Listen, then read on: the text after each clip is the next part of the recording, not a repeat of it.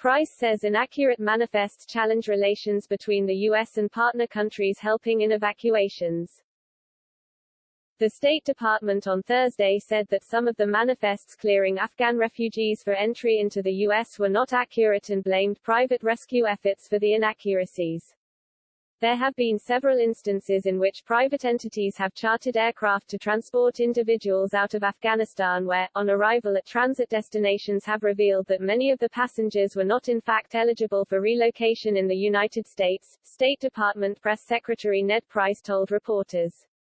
In some cases, that despite our best vetting and vetting to the best of our ability, the manifests were not accurate, he added.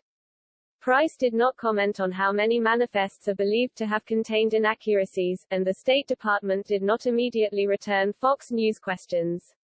The press secretary said that inaccurate manifests pose not only a logistical challenge but affect U.S. relations with partner nations helping to facilitate the evacuation from Afghanistan. When this happens, it does put the arrivals in a very difficult spot. It puts them at risk with no plan for relocation to the United States, Price said. It has the potential to damage the bilateral relationship when it involves landing in a third country, and it makes it more difficult for the U.S. government to rely on partner countries to assist in future relocations out of Afghanistan. Price's comments come following several weeks of evacuations of Americans, Afghan allies and refugees following the collapse of Kabul to the Taliban.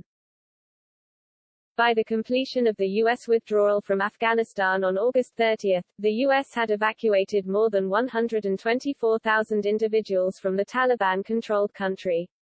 Partner nations helped to facilitate flights and processing centers before those who were eligible for relocation were able to then fly to the U.S. It remains unclear if any ineligible individuals seeking relocation did in fact make it to the U.S. or what the procedure is that follows. Price said the U.S. is still working to get out an indeterminate number of Americans from Afghanistan.